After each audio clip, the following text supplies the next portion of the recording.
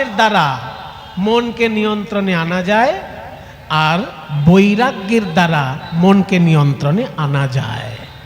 অভ্যাসের দ্বারা মানে আস্তে আস্তে সদভ্যাস বাড়িয়ে নিয়ে বদভ্যাসকে আস্তে আস্তে কমিয়ে আনা, এটা হচ্ছে অভ্যাস যোগ। আপনার ভেতরে সদভ্যাসও আছে, আবার বদভ্যাসও আছে। মনে করুন আপনি খুব পড়াশোনা করেন, বিরাট বড় প্রফেসর হয়ে গেছেন, কিন্তু রাতের বেলা একটু মদ না হলে আপনার ভালো লাগে না।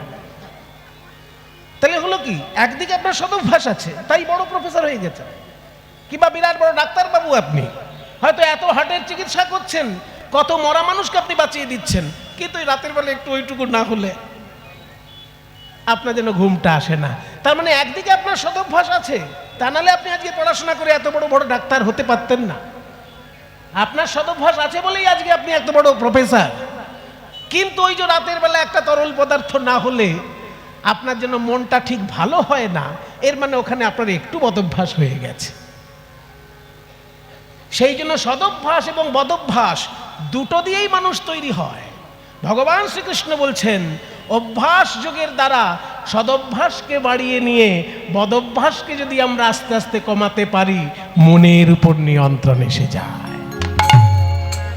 মনে করুন আপনার প্রতিদিন 1 বোতল মদ খাওয়া অভ্যাস, আপনি সদভ্যাস বাড়াবেন কি করে, বদভ্যাস কমাবেন কি করে? ওই 1 বোতল মদ থেকে আপনি প্রথম একটা মাসে 1 ছিপি কমিয়ে দিন, 1 ছিপি মদ ফেলে দিন।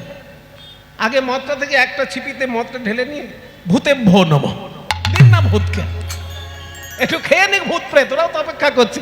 আরে বাবা, কিছু তো মাতাল মরলে ভূত হয় নাকি? কিছু মাতাল মরলে ভূত হয় না? তা তারা মদটা পাবে কোথায়? তারা তো কোনো দোকানে কি কিনতে পারবে না। কাজে আপনার যখন বদভ্যাস হয়েই গেছে মদ খাওয়ার, আপনি প্রথমে 1 ছিপি মদ এরকম মাটিতে ঢেলে দিয়ে বলুন, ভূতে ভো নম, আয় যত ভূত আছিস খেয়ে নেই এখান থেকে। তাহলে 1 ছিপি আপনি প্রথম দিন ছেড়ে দিলেন। ওই যে 1 ছিপি আপনি ছেড়ে দিলেন ভূতে ভো নম বলে, আপনি এটা বদভ্যাস কমালেন, কিন্তু সদভ্যাস বাড়ালেন না। সদভ্যাসটা বাড়াবেন কি করে? 5 মিনিট কীর্তন শুনুন। 1 ছিপি মদের পরিবর্তে 5 মিনিট কীর্তন শুনুন। আপনার কীর্তন ভালো লাগে না, অসহ্য লাগে, বিরক্ত লাগে, সব ঠিক আছে, কিন্তু তবু 5টা মিনিট আপনি শুনুন। যেহেতু আপনি বদভ্যাস কমিয়েছেন, একটু সদভ্যাস বাড়াবেন। কীর্তন যদি না হয়, কোনো বড় মহারাজের ভাগবত প্রবচন শুনুন। অনেক বড় বড় জ্ঞানী পণ্ডিত ভাগবতের উপর বিচার বিশ্লেষণ করেন, শুনুন সেগুলো। 5 মিনিট, বেশি না। এই যে 5 মিনিট আপনি কীর্তন বা ভাগবত শোনা অভ্যাস করে ফেললেন, এটা কিন্তু রোজ করবেন। আর ওই যে 1 ছিপি করে কমিয়ে দিয়েছেন ওইটা, এটা 1 মাস চলুক। তারপরে দ্বিতীয় মাসে আপনি 2 ছিপি ভূতে ভো নম, ভূতেদের উদ্দেশ্যে আরেকটা ছিপি দিয়ে দিন। আর যে 5 মিনিট ভাগবত প্রবচন শুনছিলেন, সেই 5 মিনিটটা আপনি 10 মিনিট করে দিন। একটু চেষ্টা করবেন। আমার মনে হয় এইরকম ভাবে যদি আমরা সদভ্যাস আস্তে আস্তে বাড়াতে পারি আর বদভ্যাস আস্তে আস্তে কমাতে পারি, তাহলে এই জীবনেই আমরা এই মনটার উপর নিয়ন্ত্রণ আনতে পারবো। অভ্যাসেন তু কৌন্তেয়, প্রথম কথা হলো অভ্যাস যোগ। তারপর দ্বিতীয় কথা বললেন, বৈরাগ্যেন চ গৃহ্যতে। যদি বৈরাগ্য চর্চা কেউ করতে পারে, তারও মনের উপর নিয়ন্ত্রণ আসতে বাধ্য। বৈরাগ্য চর্চা কিরকম? বৈরাগ্য কাকে বলে? আমরা বৈরাগ্য মানেই একটা ছবি চিন্তা করে নিই, মাথা নেড়া, সুন্দর একটা শিখা থাকবে, গলায় বেশ মোটা তুলসী মালা থাকবে, কপালে সুন্দর একটি তিলক থাকলো, আহা বিরাট বৈরাগী। কিন্তু ওগুলো বৈরাগ্যের বাহ্যিক লক্ষণ, ওগুলো বৈরাগ্যের আভ্যন্তরীণ লক্ষণ নয়। ওগুলো আসে, বৈরাগ্য আসলে ওগুলো এসে যাওয়া স্বাভাবিক হয়ে যায়। কিন্তু বৈরাগ্য জিনিসটা ভিতরের ব্যাপার। কিরকম? 6টি জায়গায় 6টি ইন্দ্রিয় ছুটে যায়, সেই 6টি জায়গা থেকে 6টি ইন্দ্রিয়কে গুটিয়ে আনার নাম বৈরাগ্য। বৈরাগ্য শব্দটা এসেছে বিরাগ থেকে। বিরাগ, বিরাগ, রাগ মানে আসক্তি। রাগ শব্দের অর্থ রাগারাগি নয়, রাগ শব্দের অর্থ আসক্তি। তাহলে বিরাগ মানে আসক্তিহীন, বৈরাগ্য মানে আসক্তিহীনতা। কিসে আসক্তি হয় না, 6টি ইন্দ্রিয় 6টি জিনিসে আসক্ত হয়। চোখ আসক্ত হয় রূপে, কাউকে যদি দেখতে ভালো হয় হাঁ করে তাকিয়ে থাকতে ইচ্ছে করে তার দিকে, তাহলে চোখ আকৃষ্ট হয় রূপে। কেউ যদি মিষ্টি গান শোনায় চোখ বন্ধ করে গানটি শুনতে ইচ্ছে হয়, তার মানে কান আকৃষ্ট হয় শব্দে। চোখ আকৃষ্ট হয় রূপে, কান আকৃষ্ট হয় শব্দে, নাক আকৃষ্ট হয় গন্ধে, জিহ্বা আকৃষ্ট হয় স্বাদে, ত্বক আকৃষ্ট হয় স্পর্শে, এবং মন আকৃষ্ট হয় চিন্তায়। এই 6টি জায়গা থেকে যদি নিজেকে আস্তে আস্তে গুটিয়ে আনতে পারেন, তাহলেই তাকে বলে বৈরাগ্য। তখন আপনার মাথা নেড়া থাকুক আর মাথা নেড়া না থাকুক। রূপ গোস্বামীর মাথা নেড়া ছিল, কিন্তু মীরাবাইয়ের কি মাথা নেড়া ছিল? তাহলে মীরাবাইয়ের কি বৈরাগ্য নেই? তিনি রাজবাড়ি ছেড়ে দিয়ে বৃন্দাবনের ধুলো গায়ে মাখবেন বলে বৈরাগ্যের বস্ত্র ধারণ করে তিনি বৃন্দাবনে ছুটে চললেন। তাহলে আপনি মীরাবাইকে কি করে বলবেন বৈরাগী নয়? তার মাথায় চুল আছে বলে সে বৈরাগী নয়? তাহলে রূপ গোস্বামী, সনাতন গোস্বামীর মাথা নেড়া, তারাও যেমন বৈরাগী, তেমনি মীরাবাইয়ের মাথায় প্রচুর চুল, তবুও তিনি বৈরাগিনী। কাজেই চুল কাটলেই বৈরাগ্য হয়ে যায় না। বৈরাগ্যটা হয় মনের ভিতরে। রূপ থেকে যদি চোখকে গুটাতে পারেন, শব্দ থেকে যদি কানকে গুটাতে পারেন, স্বাদ থেকে যদি জিহ্বাকে গুটাতে পারেন, স্পর্শ থেকে যদি ত্বককে গুটাতে পারেন, গন্ধ থেকে যদি নাককে গুটাতে পারেন, দুশ্চিন্তা থেকে যদি মনকে গুটাতে পারেন, অমনি ঘরে বসেই আপনার বৈরাগ্য হয়ে গেল। আর এই মনকে দুশ্চিন্তা থেকে গুটিয়ে নেওয়ার সহজ পথ কি, সেটা আবার যোগী বাবারা বলবেন। শ্রীকৃষ্ণ সব কথাই বলেছেন, সব কথা এক জায়গায় বলেননি তো, অন্যান্য জায়গায় বলেছেন। প্রাণায়াম ঠিক ঠিক করে নিঃশ্বাস প্রশ্বাস নিতে পারলে মন বিষয় থেকে বিচ্ছিন্ন হয়ে গিয়ে মন ঈশ্বরের পথে ধাবিত হতে পারে। ওই জন্য প্রাণায়ামের দ্বারা মনকে নিয়ন্ত্রণ করা যায়। সেই সাধনা ধীরে ধীরে করলেই মনকে গুটিয়ে আনা যায়। কাজেই এই 6টি জায়গা থেকে যদি 6টি ইন্দ্রিয় গুটানো যায়, তাহলে মনের উপর নিয়ন্ত্রণ আসবে। আর ওই যে অভ্যাস যোগ, বদভ্যাসকে কমিয়ে এনে সদভ্যাসকে বাড়াতে পারলেই অভ্যাস যোগের দ্বারা মনকে নিয়ন্ত্রণ করা যায়। এত সুন্দর বাণী শ্রীকৃষ্ণ গীতার পাতায় বললেন। এবার আপনারাই বলুন, এটা প্রত্যেকটি মানুষের জানা উচিত কিনা? সে হিন্দু হোক, মুসলমান হোক, খ্রিস্টান হোক, বৌদ্ধ হোক, আস্তিক হোক, নাস্তিক হোক, সবার পক্ষে এই বাণীগুলি প্রযোজ্য। তাই প্রত্যেকের জানা দরকার শ্রীকৃষ্ণের গীতার এই বাণী। মানুষ ভুলে যাচ্ছিল ভগবানের বাণী, আবার নতুন করে মনে করিয়ে দিলেন আমার গৌরাঙ্গ মহাপ্রভু। সোনার বাংলায় সোনার মানুষ আমার প্রেমের ঠাকুর গৌর সুন্দর, তিনি এসে কি করলেন? পদকর্তা বলছেন, বড়ই অবতার ভাই, বড়ই অবতার।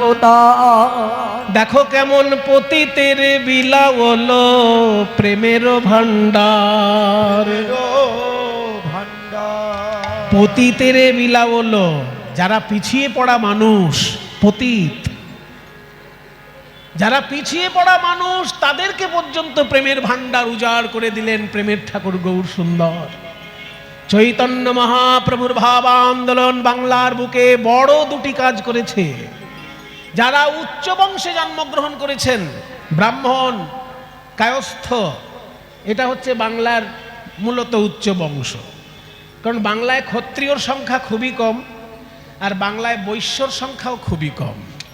বাংলায় উচ্চ বংশ বলতে ব্রাহ্মণ আর কায়স্থকেই মোটামুটি ধরা হয়, আর শূদ্র থেকে নিচের দিকে যা তাকে নিচ বর্ণ ধরা হয়।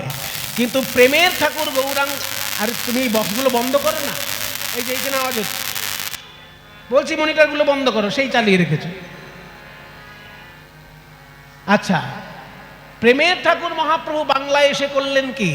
উচ্চ বর্ণকে অহংকার অভিমান ভুলিয়ে দিয়ে তাদেরকে উপর থেকে নিচে নামিয়ে আনলেন, আর নিম্ন বর্ণের মানুষকে দিলেন ব্রাহ্মণের পবিত্রতা আর ভক্তের ভক্তি, ভক্তি আর পবিত্রতা নিয়ে নিচু বর্ণের মানুষ উপরে উঠলো, আর উপর বর্ণের মানুষ যারা, তারা অহংকার অভিমান ভুলে গিয়ে নিচে নামলো। মাঝখানে ভাইতে ভাইতে মিলন হয়ে হরিবোল বলে মিলন হলো। তার প্রত্যক্ষ প্রমাণ কি? তার প্রত্যক্ষ প্রমাণ হচ্ছে চৈতন্যদেবের আগে পর্যন্ত যেসব পদকর্তা পদ লিখেছেন, তাদের মধ্যে যারা ব্রাহ্মণ ছিলেন তারা নামের আগে দ্বিজ লিখতেন। চণ্ডীদাসের পদ শুনেছেন না? কহে দ্বিজ চণ্ডীদাসে, বাবা রে, কহে দ্বিজ চণ্ডীদাসে কুলবতী কুলনাশে আপন যৌবন যাচয়। কি সুন্দর পদ! সখী কিবা শুনাইলে না শ্যামনাম, কানের ভিতর দিয়া মরমে পশিল গো, আকুল করিল মনপ্রাণ। এই পদের শেষে চণ্ডীদাস বলছেন কহে দ্বিজ চণ্ডীদাসে। তাহলে দেখুন, চণ্ডীদাস নিজের নামের আগে দ্বিজ শব্দটা দিচ্ছেন। মানে কি? যে পাঠক সেই পদটা যখন পড়বে জানতে পারবে চণ্ডীদাস ব্রাহ্মণ ছিলেন, সেই জন্য নামের আগে দ্বিজ দিচ্ছেন। কেন না, তিনি চৈতন্যদেবের আগের মানুষ, তাই ব্রাহ্মণত্বের কিছুটা অভিমান তার মধ্যে রয়ে গেছে। কিন্তু চৈতন্যদেবের পরে যেসব ব্রাহ্মণ পদাবলী রচনা করেছেন, তারা নামের সঙ্গে দ্বিজ বসাননি। যদুনাথ চক্রবর্তী, যদুনন্দন চক্রবর্তী, কিন্তু তিনি যখন পদ লিখছেন তখন লিখছেন কহতহি দাস যদুনাথে। দাস শব্দটা শূদ্রের পরিবারে ব্যবহার হয়, কিন্তু যদুনন্দন চক্রবর্তী যখন পদ লিখছেন তখন নিজের নামের আগে তিনি দাস কথাটা দিচ্ছেন। কাজেই ব্রাহ্মণ তার ব্রাহ্মণের অহংকার ভুলে গিয়ে বৈষ্ণব ভাবাপন্ন হয়েছে। আর নিম্নবর্ণের মানুষ, যাদের ভিতর পবিত্রতা ছিল না, যাদের ভিতরে ঈশ্বর উপাসনার কোনো নিয়মানুবর্তিতা ছিল না, তারা ধীরে ধীরে ব্রাহ্মণের মতন পবিত্র হয়ে গিয়ে নিচে থেকে উপরে উঠে আসে। এই বিরাট বড় যে সামঞ্জস্য তৈরি করলেন প্রেমের ঠাকুর গৌরাঙ্গ মহাপ্রভু। তাই পদকর্তা বলছেন পতিতের বিলাওল প্রেমের ভাণ্ডার। যারা পতিত, পিছিয়ে পড়া মানুষ, তারাও প্রেমের ভাণ্ডার লাভ করলো। জানো, আরো শুনবে, বড় অবতার ভাই রে, বড় অপরূপ ভাই রে, আমার গোরা চাঁদের লীলা। বড় অপরূপ ভাই রে, বড় অপরূপ ভাই রে, আমার গোরা চাঁদের লীলা। দেখো কেমন রাজা হইয়া কাঁধে করে বৈষ্ণবের ঝোলা রে। ওই রাজা হইয়া কাঁধে করে বৈষ্ণবের ঝোলা রে। রাজা হইয়া কাঁধে করে বৈষ্ণবের ঝোলা রে।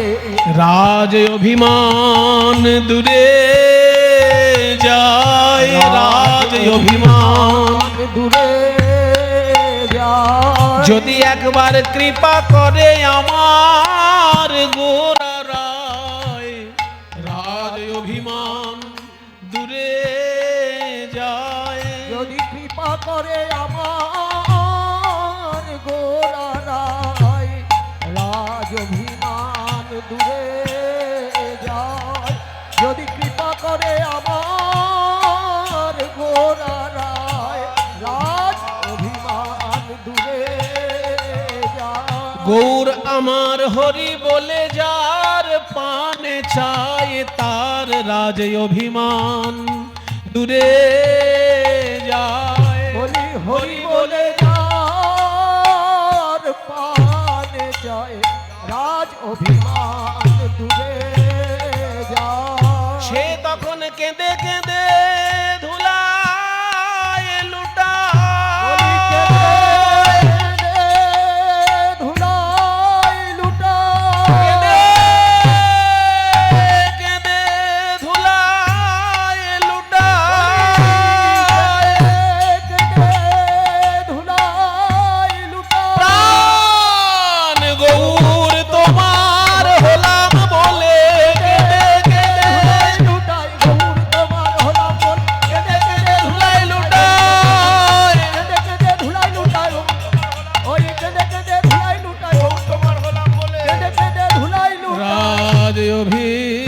অভিমান দূরে যায় রাজা হইয়া কাঁধে করে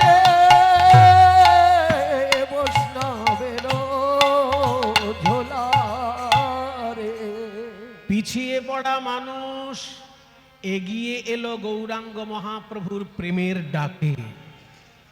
আর ওদিকে যারা রাজা, রাজ অভিমান নিয়ে যারা থাকতেন, তারা আবার গৌরাঙ্গ মহাপ্রভুর করুণা পেয়ে রাজ অভিমান ভুলে গেলেন।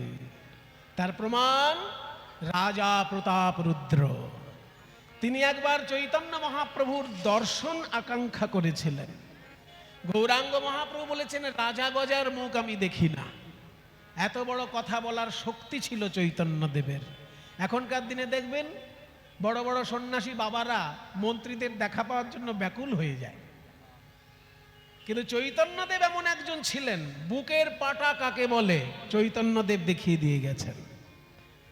শাসক চাঁদ কাজীর সঙ্গে বাক্যযুদ্ধে তাকে পরাজিত করে হরি সংকীর্তন প্রতিষ্ঠা করেছেন নবদ্বীপের বুকে।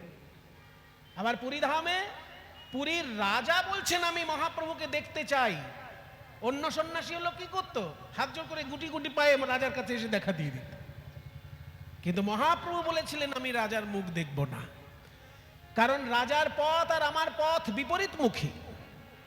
রাজা হচ্ছেন ভোগী আর আমি হচ্ছি ত্যাগী। রাজা সোনার সিংহাসনে বসে মেয়েদের নাচ দেখে দেখে ঘুমোতে পছন্দ করেন, আর আমি ওই ছোট্ট গোপন ঘরটির মধ্যে রাধা গোবিন্দের চিন্তা করতে করতে ঘুমোতে পছন্দ করি। তাহলে রাজা দেখতে চাই মেয়েদের নাচ, সোনার গয়না, সুন্দর খাবার, সুন্দর পোশাক, আর আমার জগন্নাথের প্রসাদ আমার আসলে তবে আমি খেতে পাবো, নইলে আমি খাবো না, ভিক্ষে করে আমাকে খেতে হবে, কারণ আমি সন্ন্যাসী। কাজেই রাজার পথ হচ্ছে ভোগের পথ আর আমার পথ হচ্ছে ত্যাগের পথ। আমি যদি রাজার সঙ্গে দেখা করি ওই ভোগ বাসনা আমার ভিতরে চলে আসতে পারে, তাই আমি রাজার সঙ্গে দেখা করব না। বিষয়ী মনিটার বন্ধ করো, এটা বন্ধ করো, বন্ধ। মলিন হয় মন, মলিন মনে নাহি হয় শ্রীকৃষ্ণ সার।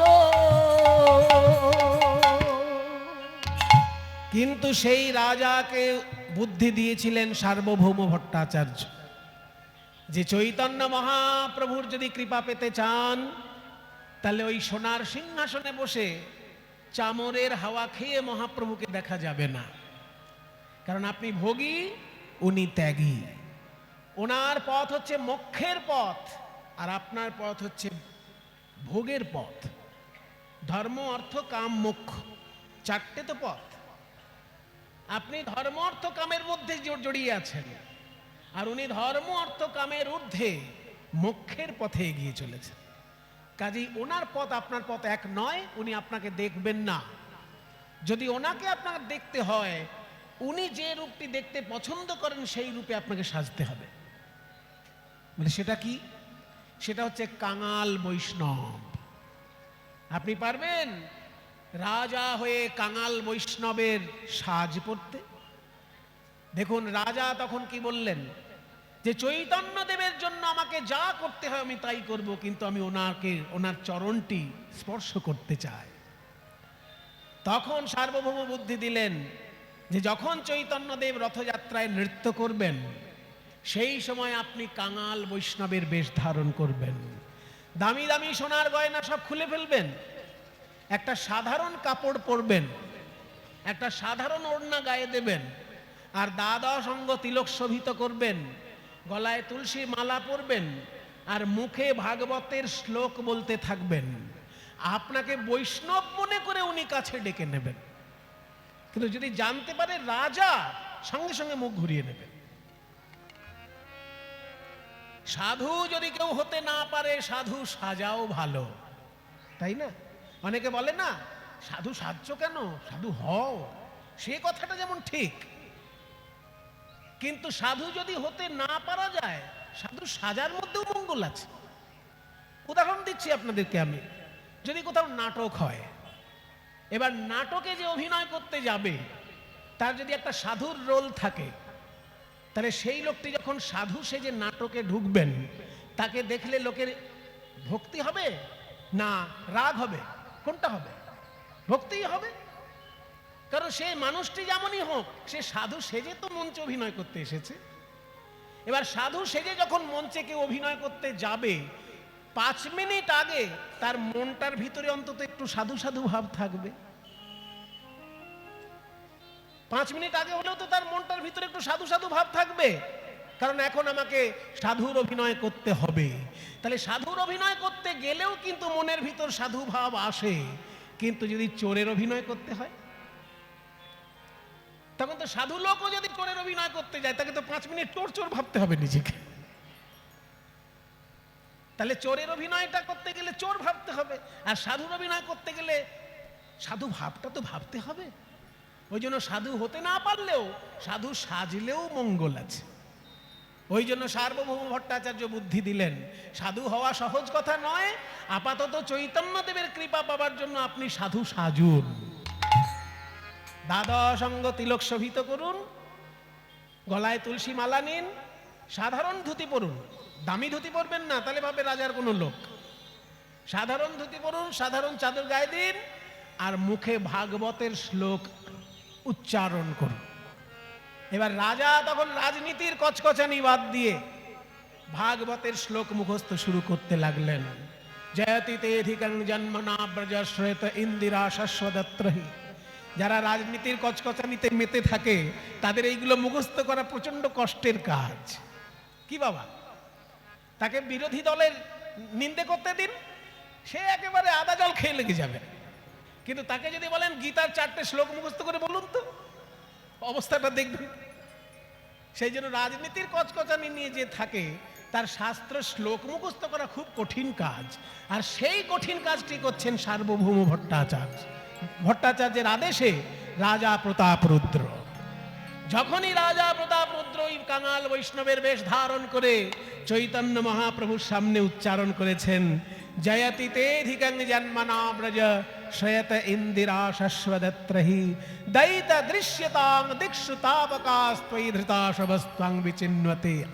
অমনি মহাপ্রভু তাকে বৈষ্ণব মনে করে কাছে ডাকলেন, এসো ভাই এসো, তুমি ভাগবতের শ্লোক শোনাচ্ছ, তুমি আমার কাছে এসো। তারপরে মহাপ্রভু কি বললেন জানেন? তুমি মোরে দিলা বহু অমূল্য রতন, মোরে কিছু দিবার নাই দিনুয়ালিঙ্গ। মহাপ্রভু বলছেন, তুমি আমাকে শ্লোক শোনালে না ভাই, এগুলো গোপীগণের উচ্চারিত বাণী। কাজে সাধারণ মানুষের কাছে এগুলো কবিতা, কিন্তু আমার কাছে এগুলো রত্ন। গোপীগণের বদনে যে বাণী উচ্চারিত হয়েছে, ভাগবতের পাতায় লেখা আছে, তুমি সেগুলো মুখস্থ করেছো ভাই, আমাকে শুনিয়েছো। তুমি যেই হও, যেমন মানুষ হও, আমার জানার দরকার নেই, তুমি আমাকে রত্ন দিয়েছো। আমি তো সন্ন্যাসী মানুষ, আমার দেবার কিছু ক্ষমতা নেই, তাই আমি তোমাকে আলিঙ্গন দেব। রাজা হইয়া কাঁধে করে বৈষ্ণবের ঝোলারে। এই হলো মহাপ্রভুর করুণা। রাজাকে তার অভিমান ভুলিয়ে দিয়ে কাঙাল বৈষ্ণবের সাজে সাজিয়েছে।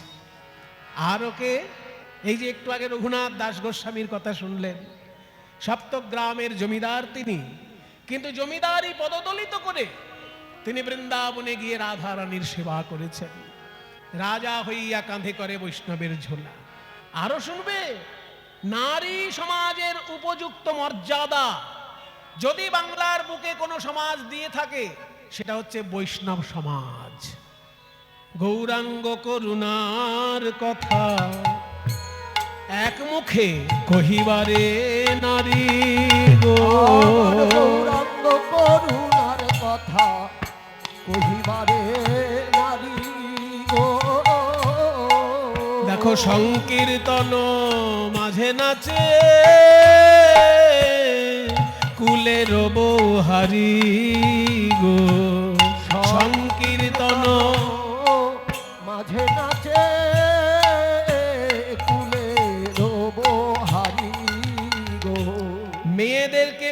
রাখো, মেয়েদেরকে পিছিয়ে রাখো, এটা হচ্ছে মধ্যযুগের সমস্ত শাস্ত্রের বাণী। সব ধর্মে মেয়েদেরকে পিছিয়ে রাখার ষড়যন্ত্র আছে। আমি যেহেতু হিন্দু ধর্মে হয়ে কথা বলছি, সেই জন্য হিন্দু ধর্মের কথাটা আগে বলি, অন্যান্য ধর্মের কথা আগে বলে তো লাভ নেই। হিন্দু ধর্মে মেয়েদের পিছিয়ে রাখার কত ষড়যন্ত্র। দেখুন, যিনি ঠাকুর মশাই, তিনি মন্ত্র পাঠ করে পূজা করছেন, কিন্তু তার স্ত্রী যিনি, তিনি পূজার সাজ সরঞ্জাম সাজিয়ে দেবেন, কিন্তু পুজোর আসনে বসে তিনি শালিগ্রাম শিলাকে স্নান করাতে পারছেন কি? যেই শালিগ্রাম শিলা স্নান করানোর সময় এলো, অমনি ঠাকুর মশাই নিজে স্নান করাবেন। তাহলে মেয়ের অধিকার সেখানে দেওয়া হচ্ছে না। অন্য ধর্মে দেখুন, এই যে ইসলাম ধর্ম, প্রত্যেকটি মানুষকে এক সূত্রে গাঁথার জন্য কত ভালো ভালো বাণী ইসলাম ধর্মে শোনানো হয়। কিন্তু সেই ইসলাম ধর্মেও দেখবেন, যদি কোথাও ছেলেরা নামাজ পড়ে, তার সামনে যদি একটা মেয়ে হেঁটে যায়, সেই নামাজ ক্যান্সেল হয়ে যায়। ছেলেরা যখন নামাজ পড়বে, তার সামনে দিয়ে যদি কোনো একটা মেয়ে হেঁটে যায়, তাহলে সেই নামাজ ক্যান্সেল। কোনো মসজিদে যদি মেয়ে ইমামতি করে, চলবে না। তাহলে এই যে মেয়েদেরকে পিছিয়ে রাখার ষড়যন্ত্র, এটা ইসলাম ধর্ম, খ্রিস্টান ধর্ম, হিন্দু ধর্ম, সব ধর্মে আছে। কিন্তু আমার নিতাই গৌর সে বেড়াজাল ভেঙে দিলেন। আপনারাই দেখুন, নিত্যানন্দ প্রভু যখন পরলোক গমন করলেন, তার অবর্তমানে তার স্ত্রী জাহ্নবা মা দীক্ষা দিয়ে দিয়ে বৈষ্ণব ধর্মে সকলকে এক সূত্রে গেঁথে দিয়েছে। তাহলে নিত্যানন্দের যতটা সম্মান, নিত্যানন্দের স্ত্রীর ততটাই সম্মান। গুরুর আসনে বসেছেন মহিলা। নিত্যানন্দের অবর্তমানে নিত্যানন্দের স্ত্রী জাহ্নবা মা গুরুর আসনে বসে সকলকে দীক্ষা দিয়ে বৈষ্ণব ধর্মকে সামলে দিয়েছে। তার মানে কি, নারী জাতির সমান মর্যাদা বৈষ্ণব ধর্ম বাংলার বুকে শিক্ষা দিয়েছে। রবীন্দ্রনাথদের পরিবারে মেয়েদের শিক্ষার জন্য বৈষ্ণবীদেরকে ডেকে আনা হতো, কারণ তখনকার দিনে বৈষ্ণব গোসাই মায়েরা উচ্চ শিক্ষিতা নারী। সেই জন্য বৈষ্ণব গোসাই মায়েরা মা গোসাই বলা হয়। যিনি গোস্বামী, তার স্ত্রীকে মা গোসাই বলা হয়। তখনকার দিনে মা গোসাইরা কলকাতার বুকে উচ্চ শিক্ষিত মহিলা। তাই বড় বড় বর্ধিষ্ণু পরিবারে মা গোসাইদেরকে ডেকে এনে মেয়েদের শিক্ষার ব্যবস্থা করা হয়েছে। তাই বাংলার বুকে নারী মর্যাদা যদি কেউ দিয়ে থাকে, সে হচ্ছে চৈতন্য দেবের এই ভাবান্দোলন। তাই বলছে, সংকীর্তন মাঝে নাচে কুলের বৌহারি। আরো শেষ কথা বলছেন এবার পদকর্তা। দেখো, মুসলমান খ্রিস্টান তারাও কৃষ্ণ প্রেমে ভেসে গেল এই কীর্তন গানের রসে। নিতাই গৌরের প্রেমের আন্দোলনে যবনেও নাচে গায়, আবার বলে হরি নাম রে। ওই যবনে নাচে গায়, বলে হরি নাম রে। যবনেও নাচে গায়, বলে হরি নাম। হেনয়ব তারে সেব বঞ্চিত বলরাম রে। হেনয় অবতারে সে বঞ্চিত বলরাম। পদকর্তা বলরাম দাস বলছেন, আমি কিন্তু বঞ্চিত হলাম। চৈতন্য অবতারে 4টে বড় বড় ফল। প্রথম ফল কি? পিছিয়ে পড়া মানুষ তারা বিশুদ্ধ প্রেমে জীবন ধন্য হলো। দ্বিতীয় ফল কি? রাজা পর্যন্ত তার অভিমান ভুলে গিয়ে কাঙাল বৈষ্ণবের বেশ ধারণ করল। তৃতীয় ফল কি? নারীদের হারিয়ে যাওয়া মর্যাদা আবার ফিরে এলো বৈষ্ণব ভাবনার জন্য। চতুর্থ ফল কি? যারা অহিন্দু তারাও কৃষ্ণ প্রেমের বন্যায় ভেসে গেল এই বৈষ্ণব আন্দোলনের জন্য। কীর্তন গানের রচয়িতা যারা, তারা শুধু হিন্দু নয়। আমার কাছে বেশ কয়েকটি গ্রন্থ আছে যেখানে মুসলমান পদকর্তা আছে। কলকাতা বিশ্ববিদ্যালয় থেকে প্রকাশিত একটি বই আছে, বৈষ্ণব ভাবাপন্ন মুসলমান কবির পদমঞ্জুষা। বইটার নাম আবার বলছি, যারা গবেষণা পছন্দ করেন তাদের উদ্দেশ্য। সবাই তো পড়াশোনা ভালোবাসে না, কিন্তু ভালোবাসে এমন তো গুটি কয়েক লোক থাকে, তাদের উদ্দেশ্যে বলা। একটা বই কলকাতা বিশ্ববিদ্যালয় থেকে প্রকাশিত, বইটার নাম হচ্ছে বৈষ্ণব ভাবাপন্ন মুসলমান কবির পদমঞ্জুষা। তার মানে মুসলমানের লেখা বৈষ্ণব পদাবলী। প্রায় 1000 খানেক বৈষ্ণব পদাবলী আছে, শুধু মুসলমান লিখেছে। কাজে যারা মনে করেন কীর্তন গান মানে শুধু হিন্দুদের গান, তারা ঠিক ঠিক বাংলা সাহিত্যের খোঁজ খবর রাখেন না। এই কীর্তন গানের 1000 খানেক বৈষ্ণব পদাবলী লেখক শুধু মুসলমান, তাও কাজী নজরুল ইসলাম বাদ দিয়ে। আবার নজরুল ইসলাম তো আমাদের এত ভক্তি সঙ্গীত উপহার দিয়েছেন, যা শুনলে ভক্তের চোখে জল আসে। সখী সে হরি কেমন বল, নাম শুনে যার এত প্রেম জাগে, চোখে আনে এত জল। সখী সে হরি কেমন নাম শুনে যার এত প্রেম জাগে, চোখে আনে এত জল। সে হরি কেমন সে কি আসে এই পৃথিবীতে, গাহে রাধা নাম বাঁশরীতে। সে কি আসে পৃথিবীতে, গাহে রাধা নাম বাঁশরীতে। যার অনুরাগে বিরহ যমুনা হয়ে ওঠে চঞ্চল। সখী সে হরি কেমন বল, নাম শুনে যার এত প্রেম জাগে, চোখে আনে এত জল। সে হরি কেমন বল। নজরুল ইসলাম আপনাদের কাছে জিজ্ঞাসা করছেন, আপনারা তো অনেক হরিনাম শুনেছেন, বলো তো ভাই কোন নামে ডাকলে তিনি কাছে আসেন? তারে কি নামে ডাকিলে আসে, কোন রূপ কোন গুণ পাইলে সে রাধা সম ভালোবাসে। তারে কি নামে ডাকিলে আসে, কোন রূপ কোন গুণ পাইলে সে রাধা সম ভালোবাসে। কোন রূপ কোন গুণ পাইলে সে রাধা সম ভালোবাসে। এত সুন্দর বাণী, এত সুন্দর কথা একজন মুসলমান কবি লিখছেন, ভাবা যায়? এ হচ্ছে আমার সোনার বাংলা, যেখানে কীর্তন গানের এই রস হিন্দু মুসলমানের ভেদ দূর করে দিয়েছে, কিন্তু অসুস্থ রাজনীতি বারবার শুধু মানুষে ভেদাভেদ তৈরি করে। সখী শুনেছি সে নাকি কালো, জালে কেমন সে এত আলো। সখী শুনেছি সে নাকি কালো, সখী রে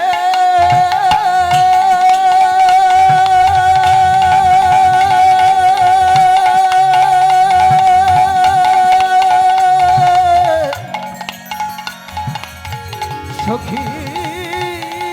উলুধ্বনি গৌর হরি বল।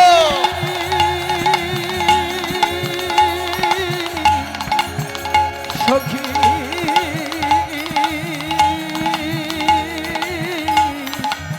সখী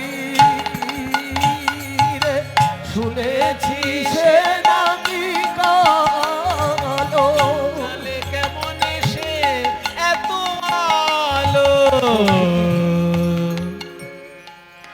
মায়া ভুলাইতে মায়াবী সে নাকি করে গো মায়ার ছল। সখী সে হরি কেমন বল।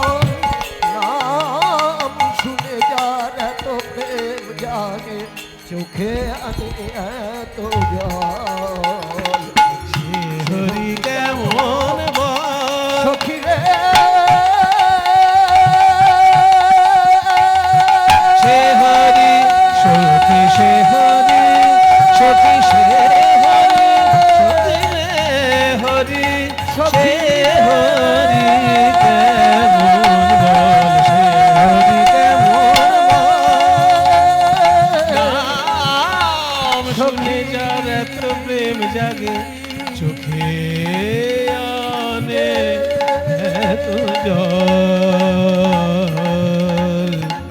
সখী সে হরি কেমন বল।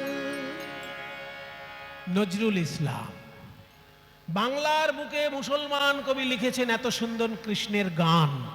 মুসলমান তো ইরাক, ইরান, আফগানিস্তান, পাকিস্তান ওইসব দেশেও আছে, তারা লিখেছে এত সুন্দর কৃষ্ণের গান? ওইসব দেশের মুসলমানরা লিখেছে কৃষ্ণের গান? লিখতে পারেনি। কেন? ওই দেশে চৈতন্য দেব আসেননি। আমার দেশে চৈতন্য নিতাই এসে এমন একটি ভক্তি আন্দোলন সৃষ্টি করলেন যেখানে 1000 বৈষ্ণব পদাবলী মুসলমানের লেখা, শত শত ভক্তি সঙ্গীত কাজী নজরুল ইসলামের লেখা। তাই পদকর্তা বলছেন, যবনেও নাচে গায়ে বলে হরিনাম, হেন অবতারে সে বঞ্চিত বলরাম। চলুন আমাদের এই মনটাকে নিয়ে এবার আমরা বৃন্দাবনে গিয়ে দেখি প্রাণ গোবিন্দের বন্ধুদের সঙ্গে কিরকম খেলাধুলা হচ্ছে। এখন একটি পদ গাইব, যে পদটির লেখক মুসলমান। নজরুলের গান তো শোনালাম, কিন্তু নজরুল তো পদকর্তা ধরছি না আমরা, যদিও তিনি অনেক কীর্তন গান লিখেছেন, তবু পদকর্তা তাকে আমরা এখন ধরছি না। বৈষ্ণব পদ যারা লিখেছেন সেই পদকর্তাদের মধ্যে মুসলমান যারা আছেন তাদের মধ্যে একজনের লেখা একটা পদ আমি গাইছি, যার বর্ণনার বিষয় শ্রীকৃষ্ণের বন্ধুদের সঙ্গে খেলাধুলা। কেমন ভাবে খেলছেন কৃষ্ণ। আরে কিবা খেল তোরা সুন্দর শ্যাম মোহন মুরতি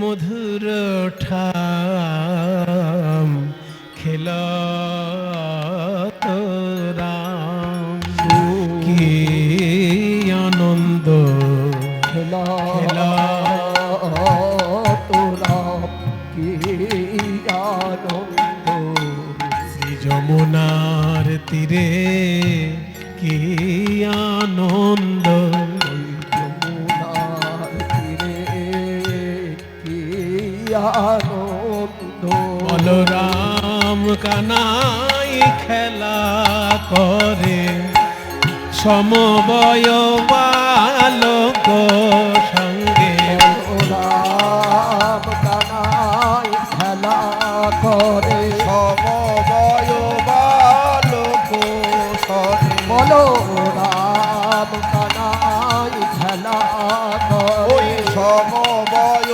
বালক সনে বলো রাম কানাই খেলা ওই করে সমবয় বালক সনে বলো যমুনার তীরে কি আনন্দ কাচনি পাচনি বেত্র বেনু কাচনি পাচনি বেত্র বেনু মুরলি খুরলি গান রিয়া মুরলি খুরলি গানরি কিবা মুরলি মুরলি গান রে মুরলি খুরলি গানরি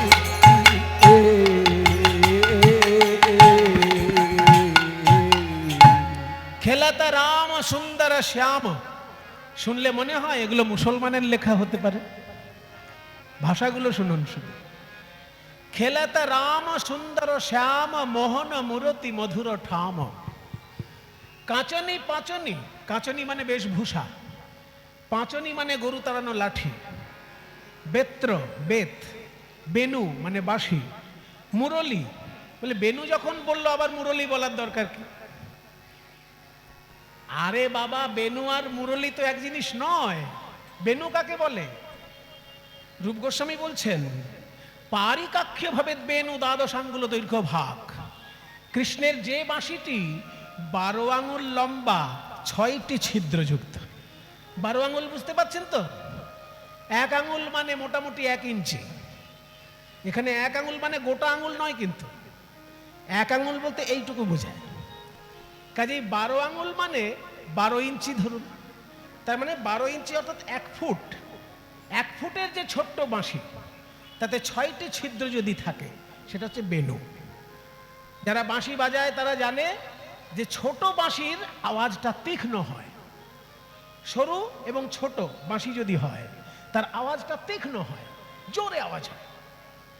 আর যেটা মোটা বাঁশি এবং বড়, সেই বাঁশির আওয়াজ গম্ভীর হয়।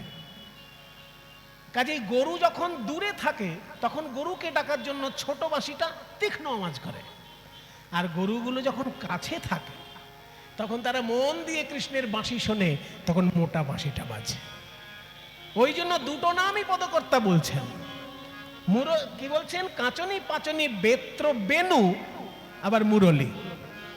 মুরলী মানে যেটা 2 হাত লম্বা বাঁশি, অর্থাৎ 3 ফুট বাঁশি, সেই মুরলীটায় গম্ভীর আওয়াজ হয়। খুরলি মানে শিঙা।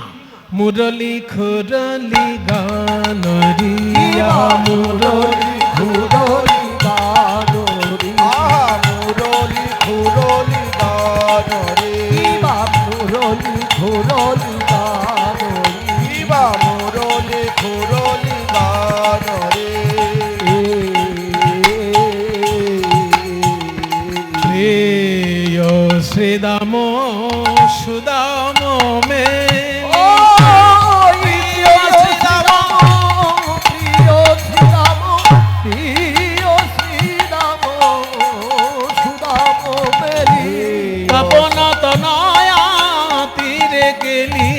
প্রিয় শ্রীরাম সুদাম মেলি তপন তনয়া তীরে গেলি ধবলি শ্যামলি, ধবলি শ্যামলি, আওরি আওরি, ধবলি শ্যামলি আওরি আওরি পুকারি চলত কানরি।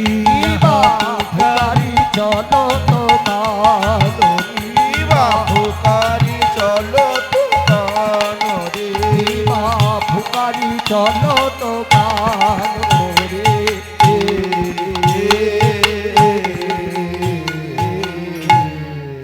প্রিয় শ্রীদাম ও সুদাম ও মেলি, কৃষ্ণ যাদের সঙ্গে খেলছেন তাদের নাম কি? মায়েরা বলছি ভালো করে শুনুন, ভালো করে শুনুন। কেন বলছি? যখন শ্রীকৃষ্ণের ধ্যান করবেন, তখন কৃষ্ণের চারিপাশে যে বন্ধুগুলো আছেন, তাদেরও তো ধ্যান করবেন।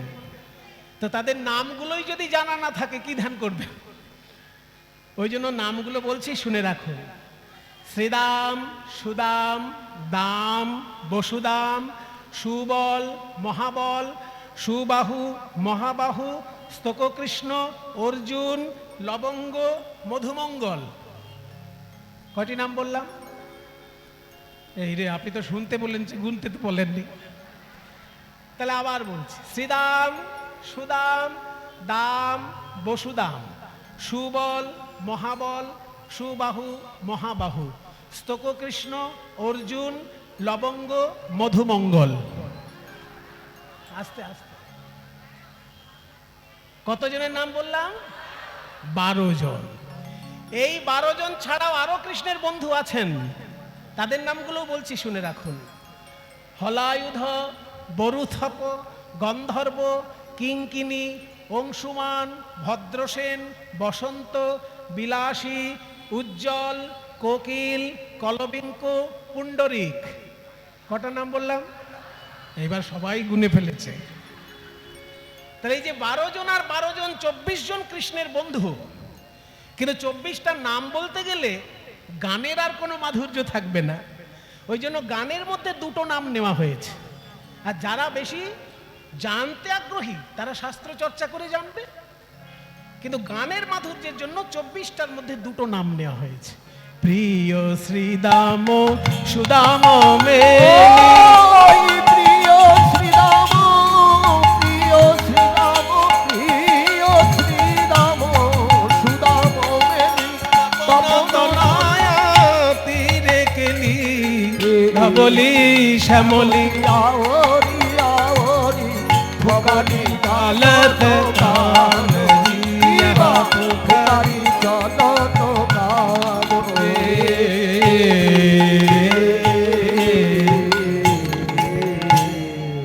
এত সুন্দর গান যিনি লিখছেন তিনি এবার কৃষ্ণের রূপের বর্ণনা করছেন। যিনি খেলছেন তাকে দেখতে কেমন? বয়সে কিশোর মোহন ভাতি, বয়সে কিশোর মোহন ভাতি, জৈসে ইন্দু জলদ কাতি। বয়সে কিশোর নবীন ভাতি, জৈসে ইন্দু জলদ কাতি। আস্তে। বয়সে কিশোর নবীন ভাতি, জৈসে, জৈসে মানে ঠিক জানো, ইন্দু জলদ কাতি। ইন্দু মানে চাঁদ আর জলদ মানে মেঘ।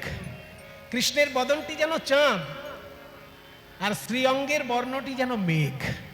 যেন মেঘের পরে চাঁদ উঠেছে, মেঘের পরে চাঁদ উঠেছে। শ্যামের বদন দেখলে এই মনে হয় মেঘের পরে চাঁদ উঠেছে।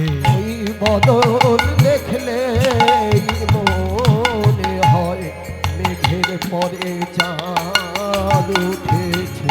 চারু চন্দ্রিকা গুঞ্জাহার, চারু চন্দ্রিকা গুঞ্জাহার। চন্দ্রিকা মানে একদিকে চন্দ্রিকা মানে চাঁদের আলো, কিন্তু এখানে চন্দ্রিকা মানে ময়ূরের পালক। কেন এরকম না মানে পাল্টে গেল কেন?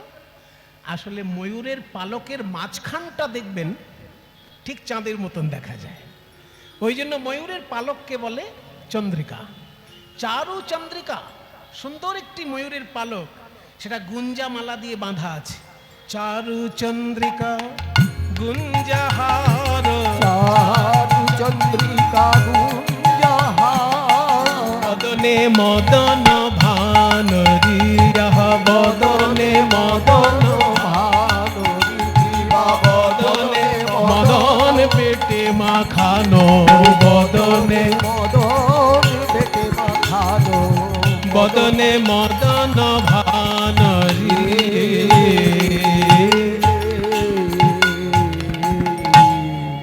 এই গানটি আমাকে যিনি শিখিয়েছিলেন তিনি হলেন রবীন্দ্র ভারতী বিশ্ববিদ্যালয়ের শ্রীখোলের অধ্যাপক ছিলেন শ্রী মনোরঞ্জন ভট্টাচার্য। আর আজকে আমাদের পরম আনন্দ যে সেই মনোরঞ্জন ভট্টাচার্যের কাছে যিনি বছরের পর বছর কাছে থেকে খেয়ে শুয়ে বাজনা শিখেছেন তিনি আজকে বাজাচ্ছেন। পঞ্চানন দাস মনোরঞ্জন ভট্টাচার্যের কাছে থেকে খেয়ে ওনার বাড়ির ছেলের মতন থেকে বছরের পর বছর বাজনা শিখেছেন। আজকে শত শত শ্রীখোলের ছাত্র ওর দেশে বিদেশে আন্তর্জাতিক স্তরে চারিদিকে এই আমার গুরু ভাইয়ের শ্রীখোলের ছাত্র রয়েছে। কাজে আশীর্বাদ করবেন আমরা সবাই যেন গুরুদেবের দেওয়া সম্পদ বিতরণ করে নিজেদের জীবনটাকে ধন্য করতে পারি। নিতাই গৌর প্রেমানন্দে হরি। এত সুন্দর পদ যিনি লিখেছেন, এবার তিনি পদকর্তা মুসলমান, কিন্তু এত সুন্দর পদ লিখেছেন তিনি। এবার শেষ কথা তিনি বলছেন, যিনি খেলা করছেন বৃন্দাবনের মাঠে তাকে তোমরা সাধারণ ছেলে ভেবো না, একটা বাচ্চা ছেলে ভেবো না। উনি সেজে আছেন বাচ্চা ছেলে। উনি কে জানো? আগম নিগম বেদ আগম নিগম, আগম নিগম, আগম নিগম বেদ সার। আগম নিগম বেদ সার, লীলায় করত গোঠ বিহার। আগম কাকে বলে, নিগম কাকে বলে? হিন্দু শাস্ত্র প্রধানত তিন ভাগে বিভক্ত, আগম নিগম বেদ। যে শাস্ত্র আগতং শিব বক্তৃভ্য গতং চ গিরিজা শ্রুতৌ মতং চ বসুদেবাসুদেবস্য আগম ইতিরিত। যে শাস্ত্র শিব ঠাকুরের মুখ থেকে বেরিয়েছে, মা দুর্গার কানে প্রবেশ করেছে, সেই শাস্ত্রকে বলে আগম। সাধারণ লোক তাকে তন্ত্রশাস্ত্র বলে জানে। সাধারণ লোক যাকে তন্ত্রশাস্ত্র বলে, শিব ঠাকুরের মুখে উচ্চারিত মা দুর্গার কানে প্রবেশিত, তাকে বলে আগম। আর নিগম কাকে বলে? যে শাস্ত্র ব্রহ্মা বলেছেন, নারদ শুনেছেন।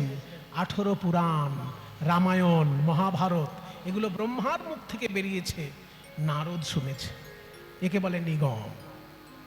তাহলে শিবের শাস্ত্র আগম, ব্রহ্মার শাস্ত্র নিগম। আর যে শাস্ত্র সরাসরি ঈশ্বর ঋষিগণের হৃদয়ে মন্ত্ররূপে আবির্ভূত হয়েছেন, তাকে বলে বেদ। এই 3 রকম সনাতন শাস্ত্রের সার তত্ত্ব যিনি, তিনি আজকে মাঠে খেলা করছেন। আগম নিগম বেদ সার। ওই আগম নিগম, আগম নিগম, আগম নিগম বেদ সার। লীলায় করত গোঠ বিহার নাসির মামুদ। এত সুন্দর পদ শুনে মনে হচ্ছে যেন গোবিন্দ দাসের লেখা বা কোনো বড় পদকর্তার লেখা, কিন্তু লেখক মুসলমান কবি। সেই জন্য কীর্তন গানে যখন পদকর্তার নাম বলা হয়, গায়ক শ্রোতা সবাই তার উদ্দেশ্যে প্রণাম জানাতে হয়। নাসির মামুদ করতয়াস, নাসির মামুদ করো চরণে শরণ দান রিয়া, চরণে শরণ দান রে, চরণে আমায় চরণ ছাড়া করো না হে, চরণে আমি শরণ নিলাম, চরণে শরণ দান রে।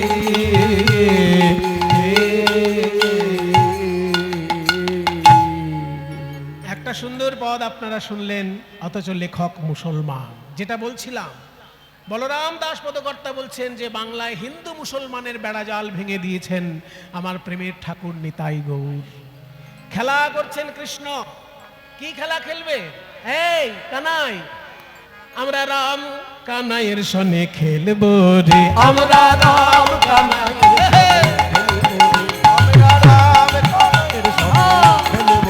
আমরা রাম কানাইয়ের সনে আমরা খেলবো রে, খেলা খেলবো রে, খেলা খেলবো রে, খেলা খেলবো রে, খেলা খেলবো রে।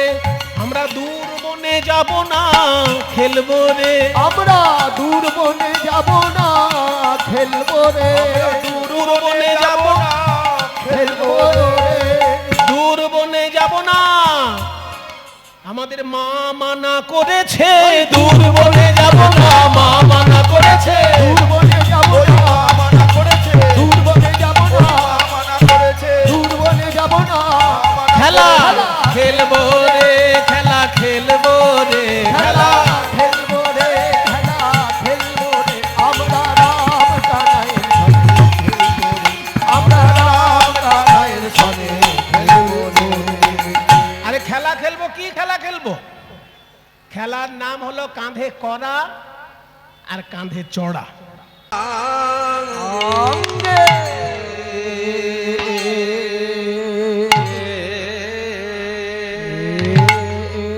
আমার শ্রী গৌরাঙ্গে দুটি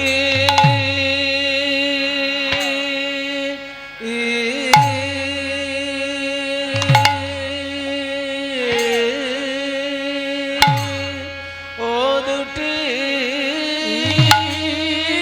পদ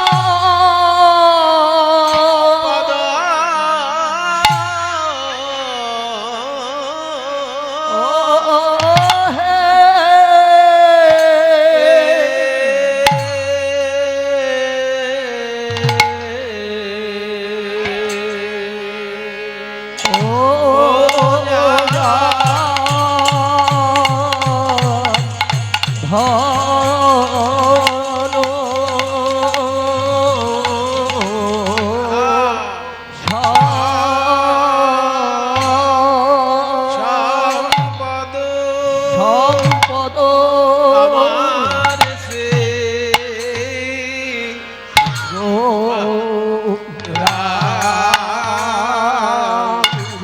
শ্রী গৌরাঙ্গের দুটি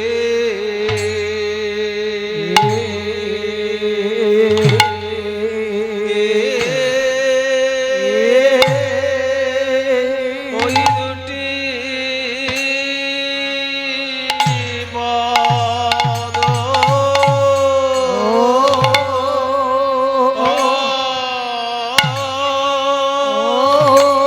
এই যে কোটি চন্দ্র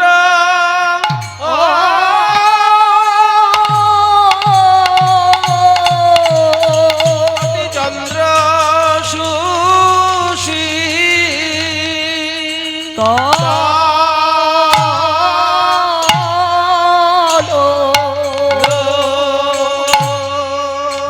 আরে আমার বেশ দুটি পদ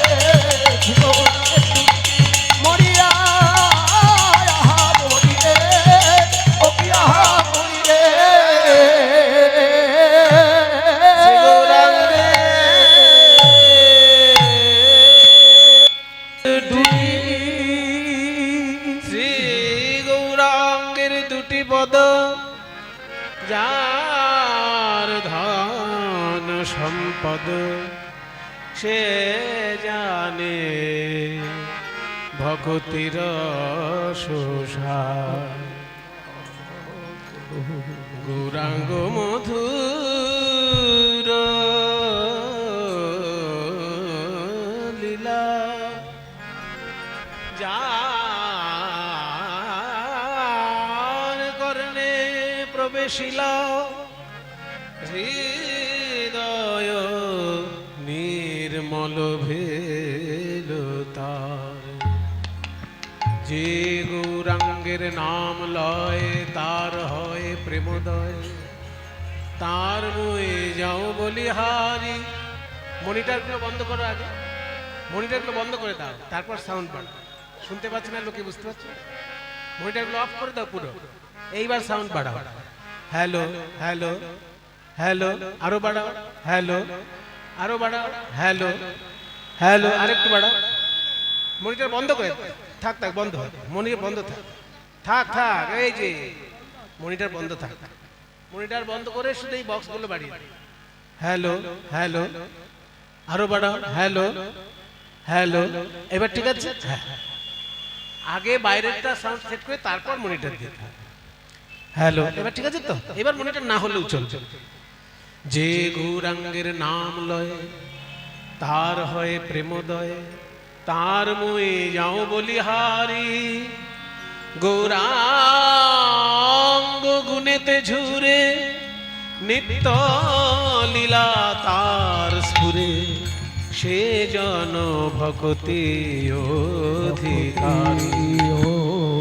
গৌরাঙ্গের সঙ্গী গণে নিত্য সিদ্ধ করি মানে সে যায় ব্রজেন্দ্র সুত ব্রজেন্দ্র সুত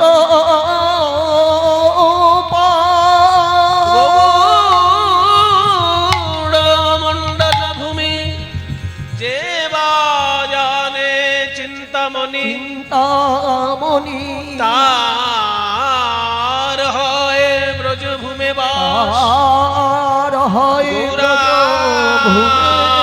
গৌরাঙ্গের সঙ্গী গণে সঙ্গী গণে গৌর প্রেম রসার নবে সে তরঙ্গে যেবা ডুবে ডুবে সে রাধা মাধব অন্তরঙ্গ যারা গৃহে বা বনেতে থাকে হা গৌরাঙ্গ বলে ডাকে। দাস নরোত্তম মাগে তার সঙ্গ। নরোত্তম মাগে তার সঙ্গ। ঠিক আছে, জয় নিতাই। উপস্থিত সকল গৌর গোবিন্দ অনুরাগী ভক্তবৃন্দ সবার শ্রী চরণে আমার কোটি কোটি দণ্ডবত প্রণাম। আমি শুনলাম যে এখানে 17 বছর ধরে আমাকে আনার জন্য চেষ্টা চলছে। তুমি মনিটরগুলো একেবারে অফ রাখো না, তাহলে কি আওয়াজটা মাঝে মাঝে হবে না। 17 বছর ধরে এখানে আমাকে আনার চেষ্টা চলছে শুনলাম। সেই জন্য আপনাদের এই অধীর আগ্রহ এবং আপনাদের সকলের এই ভালোবাসা, আপনাদের সকলের এই আশীর্বাদ, আপনাদের সকলের চরণে আমি আমার ভুলুণ্ঠিত প্রণাম নিবেদন করি। জয় গুরু।